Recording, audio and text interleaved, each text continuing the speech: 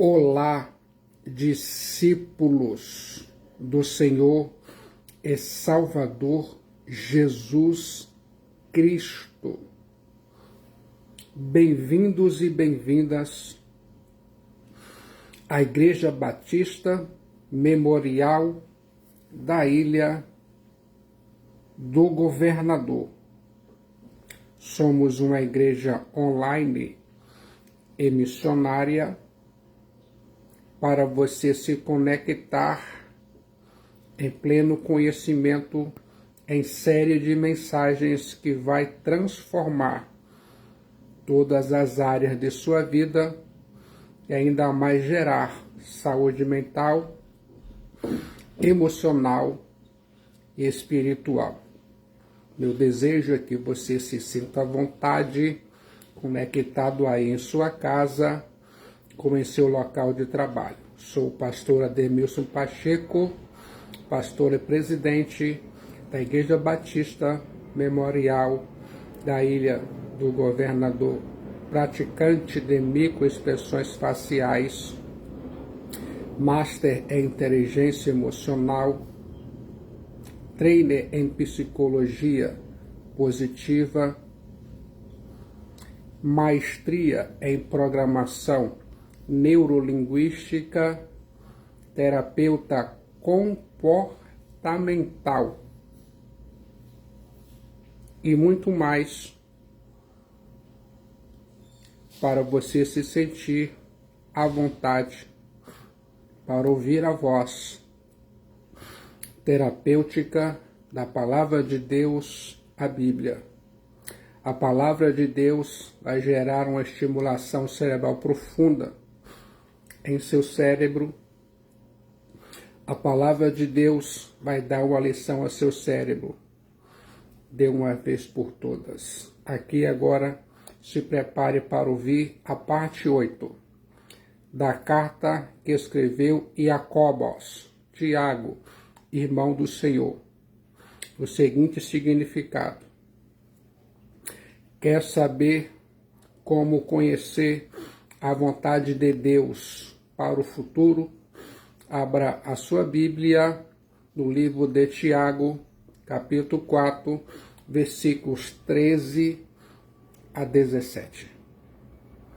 Eu fico pensando, Deus administra a sua vida nos mínimos detalhes. E eu me pergunto, em que área você acha que tem mais dificuldade em obedecer à vontade de Deus? Já parou para pensar nisso? Tiago e Jacobos começa o capítulo 4 falando sobre uma guerra contra o próximo, contra si mesmo e contra Deus. Ele, Tiago e Jacobos, disse que as guerras entre as pessoas são um desdobramento das tensões que temos dentro de nós mesmos. Ele, Tiago e Jacobos, disse que nessa luta, você enfrenta a sedução do mundo, cosmos, as paixões da carne e as ciladas do diabolos. Tiago e Jacobos, nos versículos 11 e 12, mostra o risco de declararmos guerra com os irmãos, usando a língua para falar mal um dos outros. Eu quero que você observe e considere as regras espirituais de Jacobos. E Jacobos corrige esse grave pecado mostrando algumas coisas. Primeiro, como você precisa considerar uns aos outros como irmãos e com o próximo. Segundo, somos irmãos mesmo da mesma família. E Jesus Cristo é o nosso irmão mais velho. Como próximo, devemos cuidar um dos outros e não falar mal um dos outros. Tiago e Jacobos corrige esse grave pecado, mostrando algumas coisas. Terceiro, como você precisa considerar a palavra de Deus. Deus nos deu a sua palavra para nos orientar a amar uns aos outros. Se você fala mal dos irmãos e da igreja, quebra o preceito da palavra de Deus e devia obedecer. Se você fala mal dos irmãos e da igreja, se torna juiz da lei e não observador dela. E Jacobos corrige esse grave pecado, mostrando algumas coisas. Em quarto lugar, como você precisa considerar a Deus. Deus é o legislador, o sustentador da vida e o juiz. Naquele momento que você fala mal do irmão e da igreja, peca contra Deus. Eu quero que você se lembre disso. Tiago e Jacobos, agora nos versículos 13 a 17 do capítulo 4, vai falar sobre o risco da presunção. A Bíblia diz em Tiago capítulo 4, versículo 13: Atendei agora, vós que dizeis, hoje Semeron, ou amanhã Aurion, iremos para a cidade tal, e lá passaremos um ano e negociaremos e teremos lucros. Tiago, capítulo 4, versículo 13. O verbo age, atendei, que está no tempo presente, é usado aqui como uma interjeição. O verbo age, atendei, poderia ser traduzido como olhe, preste atenção ou ouça, e claramente aponta para a mudança de tema no texto.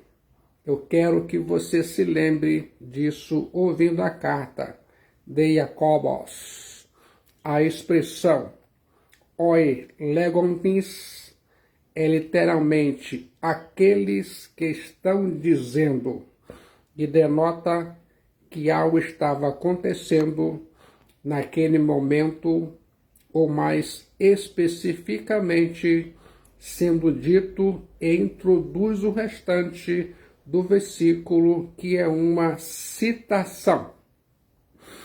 Hoje ou amanhã iremos para a cidade tal, e lá passaremos um ano e negociaremos e teremos lucros. Tiago capítulo 4, versículo 13. Este era claramente um adágio do mundo, e é o que é evidente pelas palavras a cidade tal.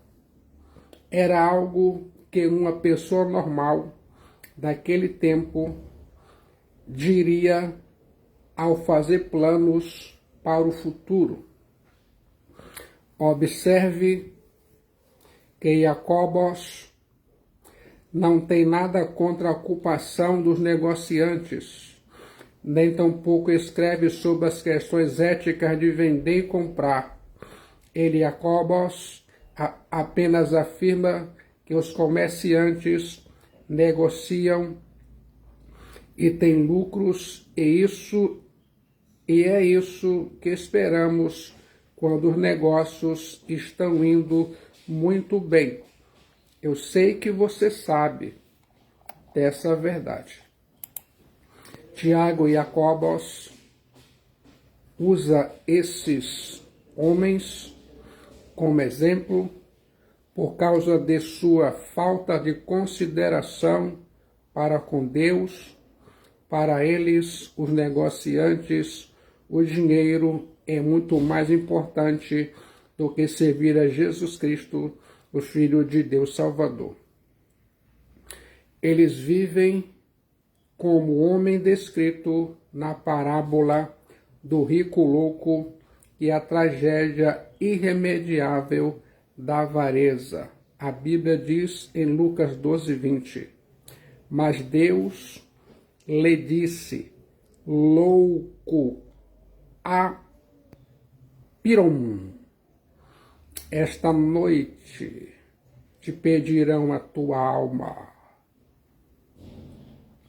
E o que tens preparado para quem será? Lucas 12:20. Agora Lucas 12:21.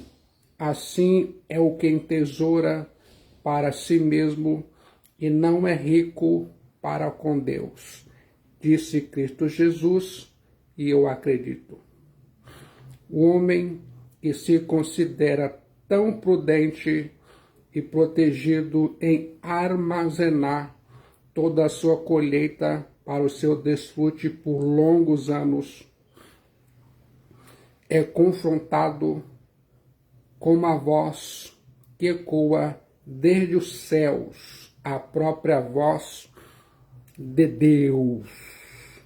Jesus Cristo, o Filho de Deus Salvador, mostra a tragédia irremediável da avareza, e isso por motivos teológicos. O primeiro motivo teológico: o homem que põe sua confiança nas coisas materiais, pensando que nelas terá segurança, é louco, tolo e estúpido. O dinheiro pode dar conforto por um tempo, mas não paz permanente. O dinheiro pode dar alimento farto para o corpo, mas não descanso para a alma.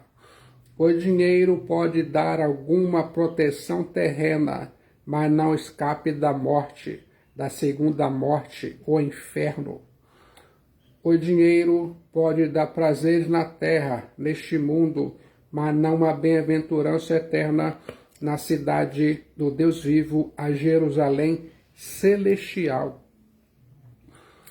O segundo motivo teológico: o homem que pensa que é o capitão da sua alma é louco, tolo e estúpido. O homem, por mais rico que seja, não determina os dias de sua vida, nem tem controle sobre a hora de sua morte. O homem, por mais abastado que seja, não tem nas mãos o destino de sua alma. Na hora da morte, sua alma é requerida.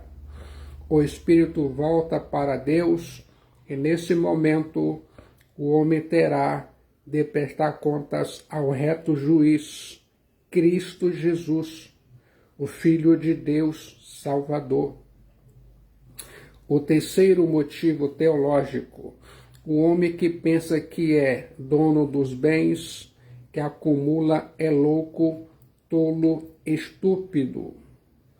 O homem plantou, colheu, derrubou, construiu, armazenou e falou a sua alma para desfrutar de tudo por alguns anos. Mas de tudo que ajuntou, não desfrutou nada e não levou nada. Tudo foi passado para outras mãos. O quarto motivo teológico: o homem que entesoura para si mesmo não é rico para com Deus, é louco, tolo e estúpido. Agora, quer saber o que significa ser rico? Pleiteuo, para com Deus, significa reconhecer com gratidão que tudo o que vem de Deus e se esforçar para usar o que Deus dá para o bem dos outros e para a glória de Deus. Ser rico para com Deus é deixar de confiar na provisão para confiar no provedor. Ser rico para com Deus é depositar sua fé nele e não nas bênçãos de Deus. A prosperidade tem seus perigos. A Bíblia diz em Provérbios capítulo 30, versículo 7, 2 coisas te peço, não mas negues, antes que eu morra. Provérbio 37, agora Provérbio 38. Afasta de mim a falsidade e a mentira, e não me des nem a pobreza, nem a riqueza. Dá-me o pão que me for necessário. Consegue entender tudo isso? Agora, para não suceder que estando eu farto, te negue e diga, quem é o Senhor? Ou que empobrecido venha furtar e profane o nome de Deus. Provérbios capítulo 30, versículo 9. Eis o perigo da prosperidade. A riqueza é capaz de sufocar a palavra de Deus e de criar armadilhas e tentações. A riqueza é capaz de dar uma falsa sensação de segurança. Portanto, os que se contentam com as coisas que o dinheiro pode comprar, correm o risco de perder aquilo que o dinheiro não pode comprar. Consegue entender tudo isso? Quer saber quando você pode afirmar que um homem é rico para com Deus? Até que ele seja rico em graça, fé e boas obras, até que se dirija a Jesus Cristo, o Filho de Deus Salvador, suplicando que lhe dê o ouro refinado pelo fogo. A Bíblia diz em Apocalipse, capítulo 3, versículo 18, as palavras de Cristo Jesus. Aconselho-te que de mim compres ouro refinado pelo fogo, para te enriqueceres. E ainda mais naquele momento que você é aceito como cidadão da cidade do Deus vivo, a Jerusalém celestial, pelo sacrifício expiatório e fé em Jesus Cristo, o Filho de Deus Salvador, aí você pode afirmar que é um homem rico para com Deus. Gostou do significado e resultado? Aqui agora, quer saber o que é presunção? A presunção vem de um entendimento errado de si mesmo e das suas ambições. A presunção é assegurar a si mesmo que o tempo está do seu lado e à sua disposição. Presunção é fazer os seus planos como se estivesse no total controle do futuro. Presunção é viver como se sua vida não dependesse de Deus.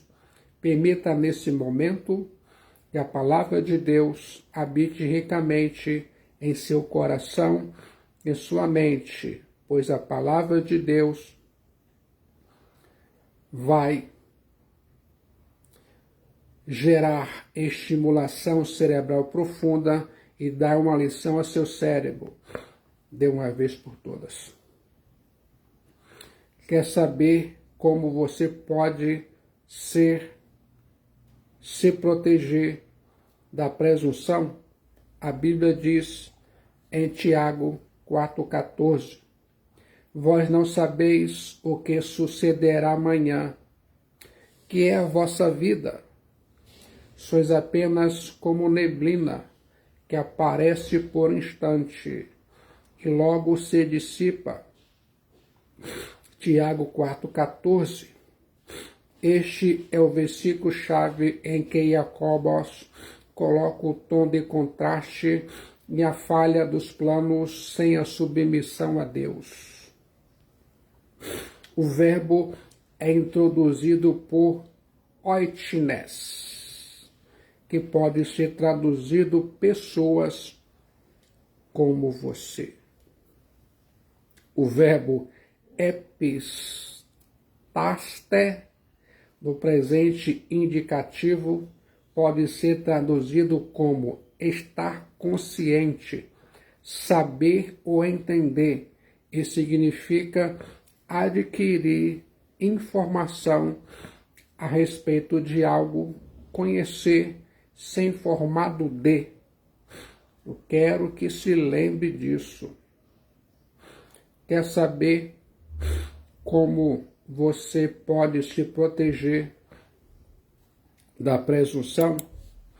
É, em primeiro lugar, tendo consciência da sua ignorância. Tiago 4,14. Vós não sabeis o que sucederá amanhã. O amanhã Aurion refere-se ao que as pessoas não sabem. Elas não podem saber, porque não pertence a eles ou a elas. Não há qualquer controle e, ao mesmo tempo, existe uma impotência absoluta com relação à circunstância da vida, sobretudo o que está no futuro. Eu quero que você se lembre disso. Em segundo lugar, quer saber como você pode se proteger da presunção? Tendo consciência da sua fragilidade. Tiago 4,14. Que é a vossa vida? Sois apenas como neblina, que aparece por instante e logo se dissipa. Tiago 4,14. Justamente na segunda parte do versículo, Jacobos afirma que a vida é como neblina que aparece por um instante e logo se dissipa. Aqui Jacobos termina o contraste duro entre aqueles que deixam Deus fora de seus planos e aqueles que o incluem. Assim, a expressão epros oligon pode ser traduzida como pequena quantidade ou tempo curto. Sendo assim, o que esse versículo diz está em consonância com o ensino a respeito do homem por toda a Bíblia, frágil, transitório, como vento ou um sopro. A palavra para neblina é atimis, e significa uma chuva fina, fumaça ou um expirar, típico do que se desvanece. Certamente não é algo permanente. O verbo que é traduzido se dissipa, aponizomen, significa literalmente efeito invisível. Este é o fim do contraste que Jacobos está fazendo, indicando a finitude do homem. Ele é uma neblina, um vento, algo transitório. O homem desaparece totalmente, como a neblina se vai completamente. Não há um resto, um esboço, nada que o faça lembrar que sequer existiu. Assim é a vida, logo desaparece completamente. Você está ouvindo como saber a vontade de Deus para o futuro em Tiago capítulo 4, versículo 13 a 17. Quer saber como você pode se proteger da presunção? Em terceiro lugar, tendo consciência da sua total dependência de Deus. Tiago capítulo 4, versículo 15. Em vez disso, dever dizer, se o Kyrios quiser, não só viveremos, como também faremos isto ou aquilo. É interessante observar que no original Jacobus escreve, se o Kyrios telesen quiser, aponta para o caráter distintivo da expressão, se o Kyrios quiser, por causa do título do Senhor e Salvador, Jesus Cristo. Jacobus ensina que Deus é soberano sobre a sua vida. Em seus planos, ações e realizações, você precisa reconhecer sua submissão a Deus. Finalmente, os verbos zesomen, nós viveremos, e pommesomen, nós faremos, tem ambos Deus como sua condição e sua fonte. Somente Deus pode efetivamente garantir a realização ou não de algo na vida do homem ou na vida do cristão.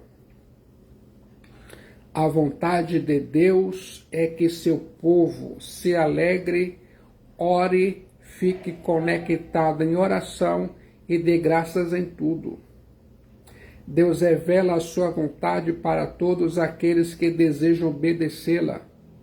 A Bíblia diz em João 17:17, se alguém quiser fazer a vontade de Deus, há de saber se a doutrina é dele, disse Jesus Cristo em sua oração, em sua palavra. João 7:17. Você precisa procurar compreender qual é a vontade do Kyrios, Jesus Cristo, o Filho de Deus Salvador. O apóstolo Paulo ordena, por isso não sejais insensatos, mas entendei qual a vontade do Senhor. Você precisa experimentar a vontade de Deus, que é boa, perfeita e agradável. Você precisa fazer a vontade de Deus, obedecer à vontade de Deus de todo o seu coração. Ainda mais procurar e compreender qual a vontade do Senhor. Efésios 5:17, disse o apóstolo Paulo.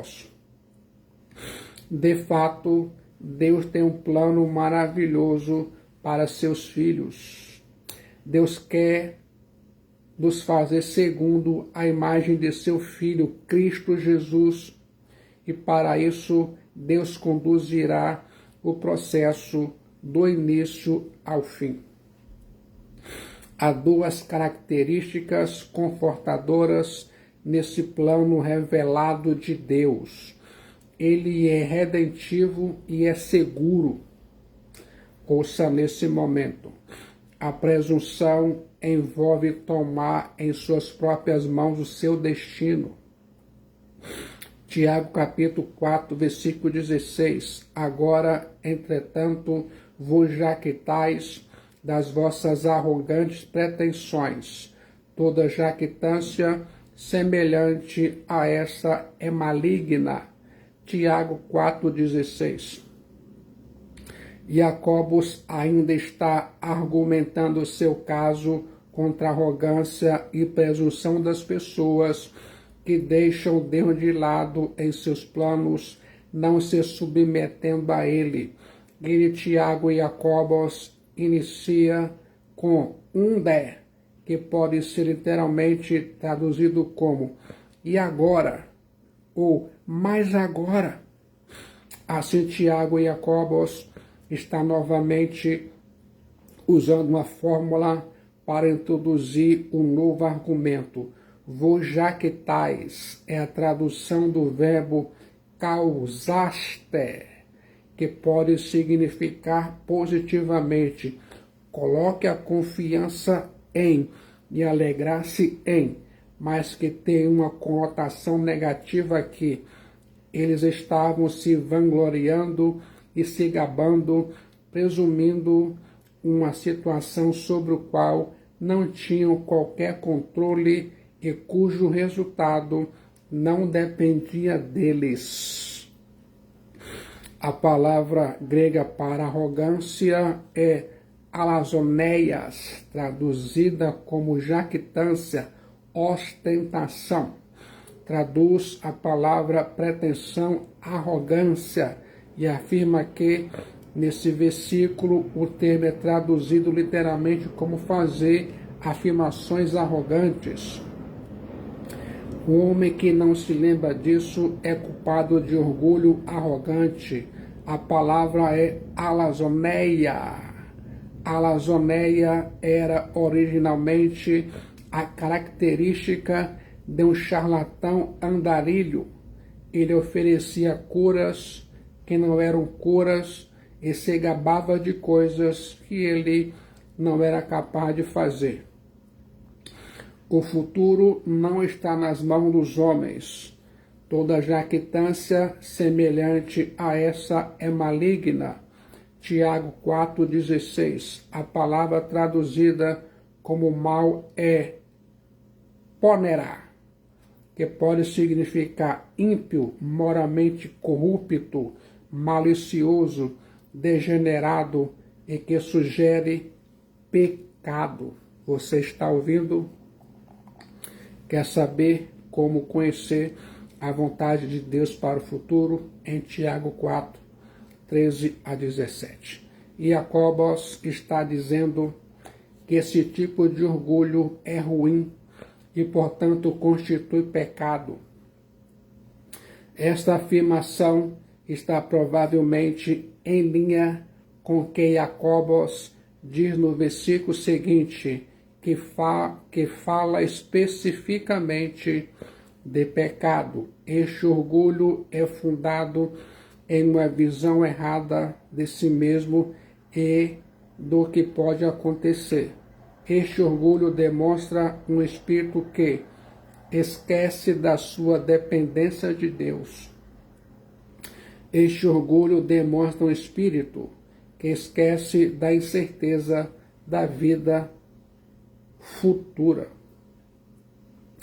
A presunção envolve uma declarada desobediência ao conhecido propósito de Deus. Tiago 4,17. Portanto, aquele que sabe que deve fazer o bem e não faz, nisso comete pecado, nisso está pecando. Fique de olho nas regras espirituais de Jacobos, o irmão do Kyrios, Jesus Christos. Começando com portanto, este versículo é um resumo ou consequência de tudo o que foi dito antes em todo o parágrafo. O verbo grego eidote, traduzido literalmente como assim sabendo, está chamando a atenção dos leitores para o que ele, Tiago e Jacobos, irá dizer. Em uma linguagem mais atual e direta, o versículo pode ser traduzido assim: aquele que sabe fazer a coisa certa e não faz, nisso está pecando. Tiago e Jacobos não está falando de um pecado em específico, mas um pecado de omissão, ou seja, aquilo que uma pessoa deixa de fazer.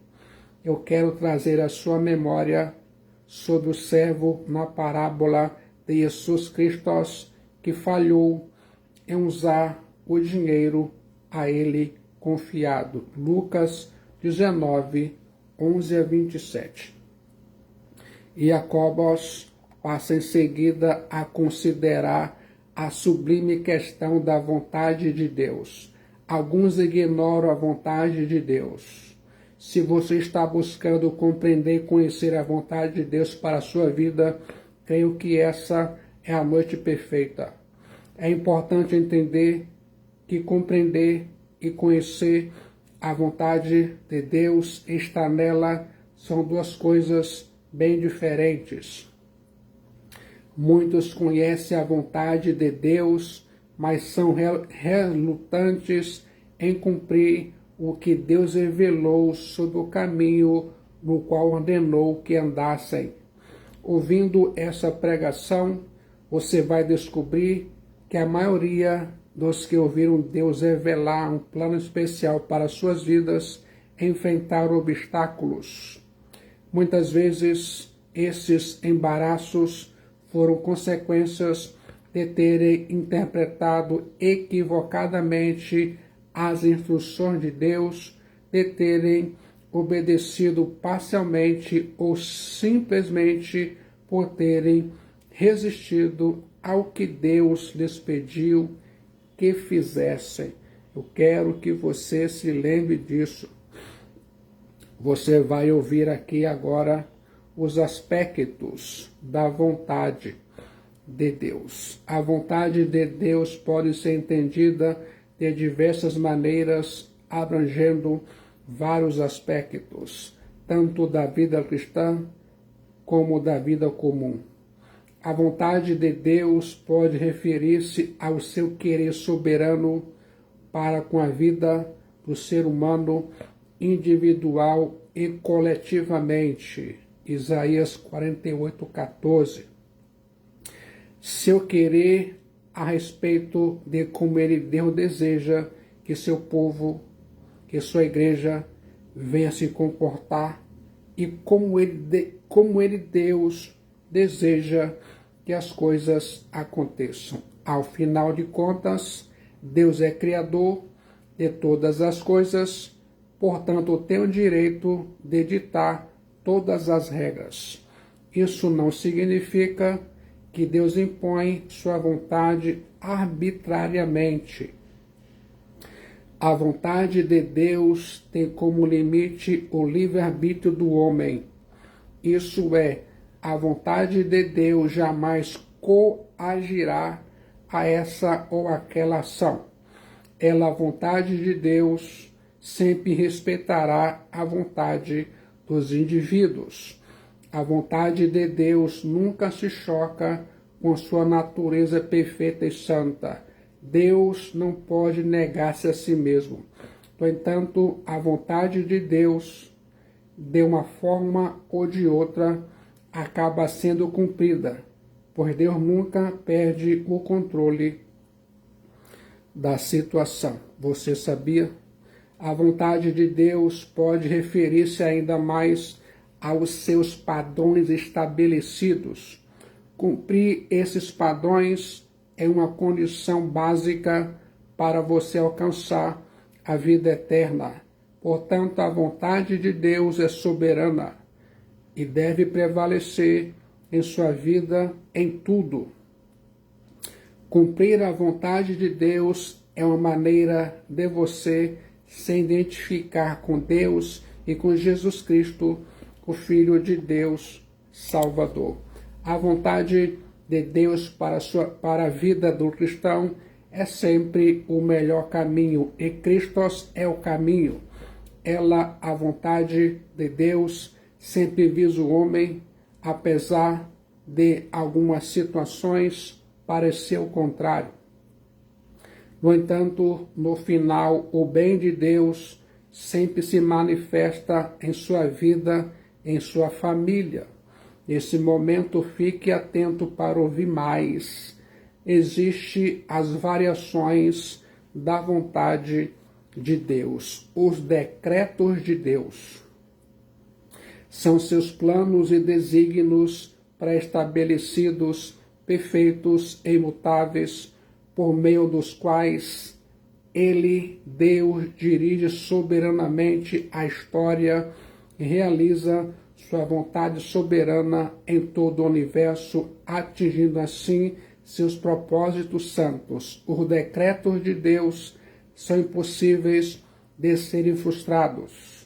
Sobrepõem-se aos propósitos humanos e, sendo perfeitos, não sofrem alterações. Existem as variações da vontade de Deus. Ouça agora, vontade essencial. Trata-se de uma vontade moral de Deus para com a humanidade que dá origem aos seus padrões e princípios. É vontade aplicada de Deus. Ela reflete sua natureza moral imutável, contudo, não é imposta, mas condicionada. Existem as variações da vontade de Deus. Vontade tratável de Deus. Trata-se da vontade de Deus para sua vida no presente. Como Deus deseja que você proceda em cada situação ou com a sua vontade para cada situação. Essa vontade é conhecida pelo seu trato presente com Deus. Não basta conhecer um pouco da vontade de Deus. Você precisa conhecer toda a vontade de Deus. Eu quero que você se lembre disso. Existem as variações da vontade de Deus. Vontade permissiva. Trata-se dos incidentes da vida que não reflete a vontade soberana de Deus, mas que ele, por algum motivo, permite acontecer. Um exemplo disso é a presença do mal no mundo. Deus visa sempre o seu bem em tudo, mas para que todo o bem de Deus venha sobre sua vida, é necessário cumprir todo o seu querer. Para isso, é necessário você conhecer os 3 estágios principais da vontade de Deus. Primeiro, informação. Refere-se ao conhecimento daquilo que Deus deseja que você faça. As Escrituras revelam a plenitude da vontade padrão de Deus, todo o conhecimento necessário para você servir e agradar a Deus está revelada em sua palavra. Agora, discernimento.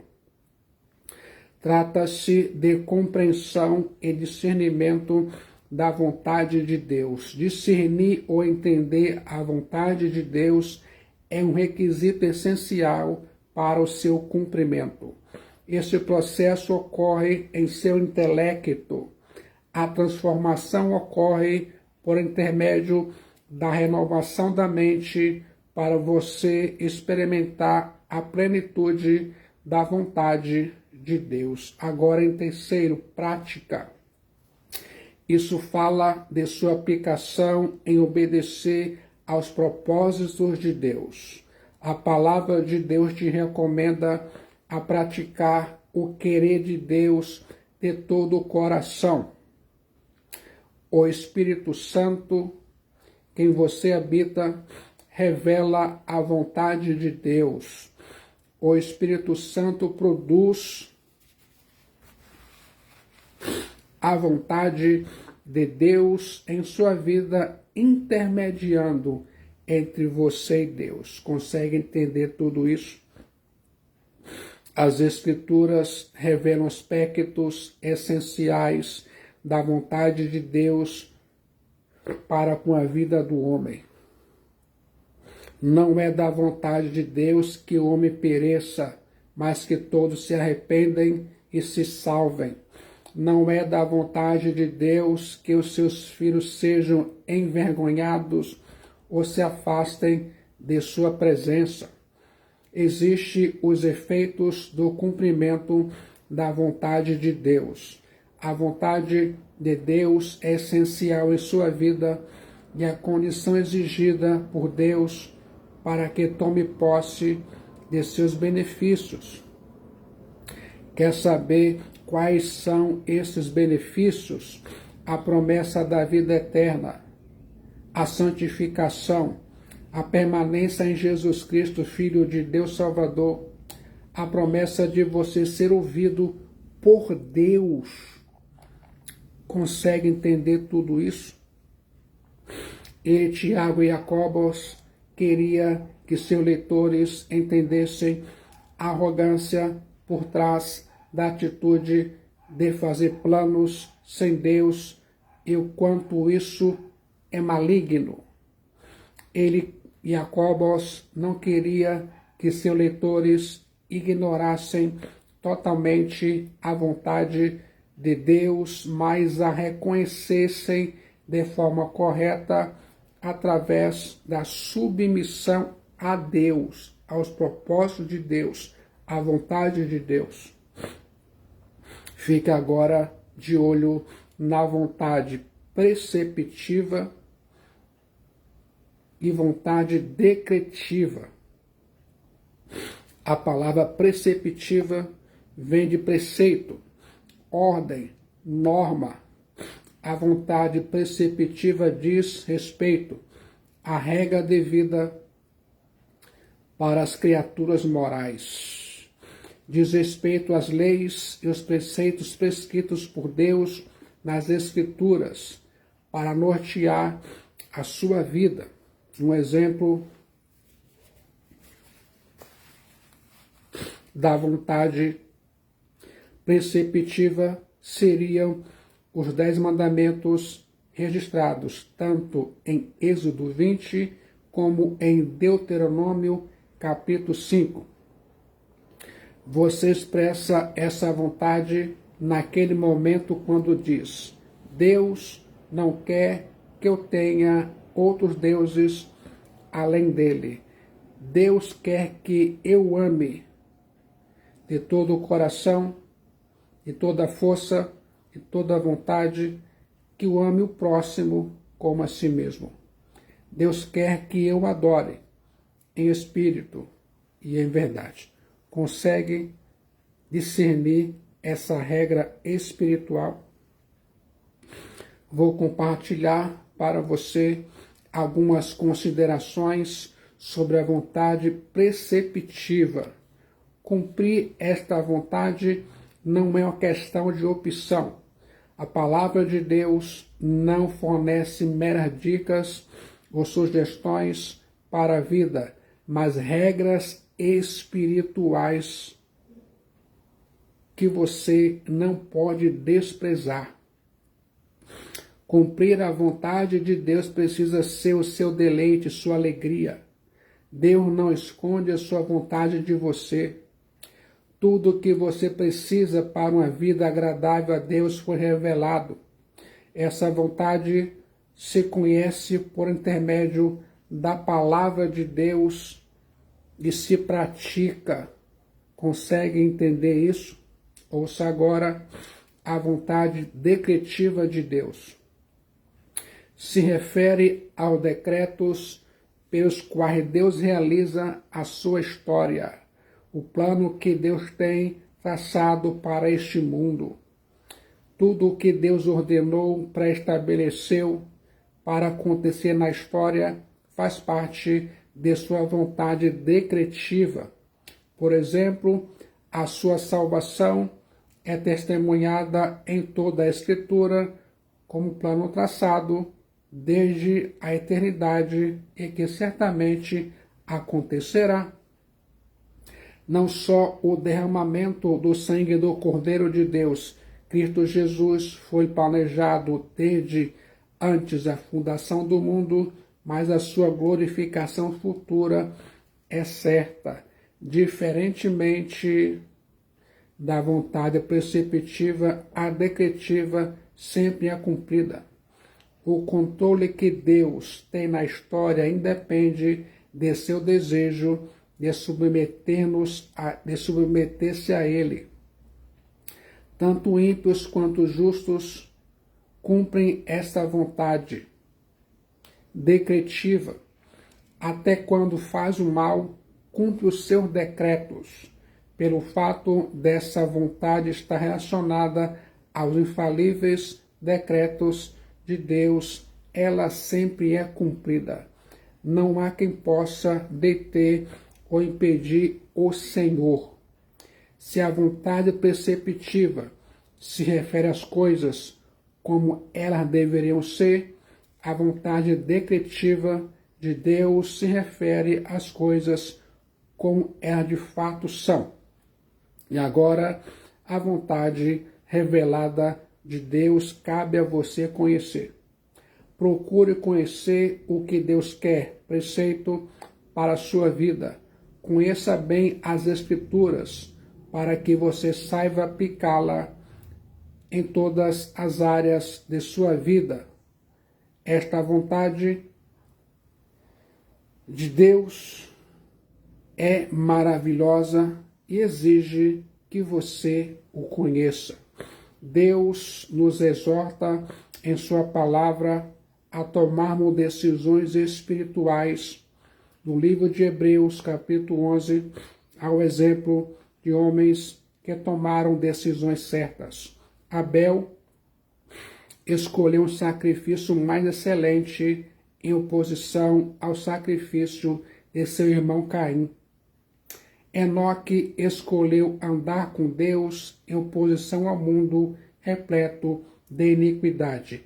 Noé escolheu trabalhar para Deus, esperar nele em oposição ao resto do mundo que afogou no dilúvio. Abraão escolheu deixar sua terra e depois escolheu sacrificar seu filho, ambos em obediência a Deus. Isaac, Jacó e José escolheram confiar nas promessas de Deus ao invés do desespero e frustração dos que estão à beira da morte. E eu me pergunto, as suas decisões na vida cristã demonstram se você tem sido atingido pelos dados inflamados do maligno, se a sua vida está em fogo ou se você tem se protegido com o escudo da fé. Quanto maior a intimidade e comunhão com Jesus Cristo, o Filho de Deus Salvador, maior é a dedicação para as coisas de Deus e menor é a atração às coisas deste mundo. Você precisa se comprometer e seguir o caminho de Deus, rejeitando os prazeres do mundo, ainda que sejam divertidos, para que no final você experimente as delícias da cidade do Deus vivo, a Jerusalém celestial. As suas decisões advêm de ponderada reflexão sobre as coisas lá do alto, a pátria celestial. Avalie a sua maturidade espiritual pelas escolhas que você tem feito. Gostou do significado? Como